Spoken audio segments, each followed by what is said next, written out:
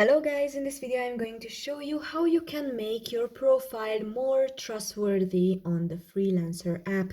So if you open the app, you have to go to the bottom right corner and tap on the menu icon. Then you will have to go to the settings here on the top. And you can see here some topics on the top. And you will scroll down to the trust and verification. And when you tap on it, you can see this trust score. And you will get better on this score if you add your email address, your phone number, your Facebook, your LinkedIn, or even your credit or debit card. You will get points, so your profile will be excellent.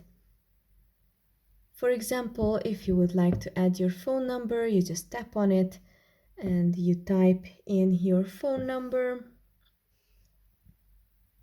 You will get a verification code on your phone, then you will enter here. You will get 10 points. If you would like to connect with Facebook, then you tap on connect with Facebook and you will enter your Facebook, verify with LinkedIn. You will get 20 points on each of these, and when you get your add your credit card, you will get 45 points and you will be excellent on this trust score. That's pretty much for this video. I hope it was helpful for you. If it was, please consider subscribing and see you in the next one.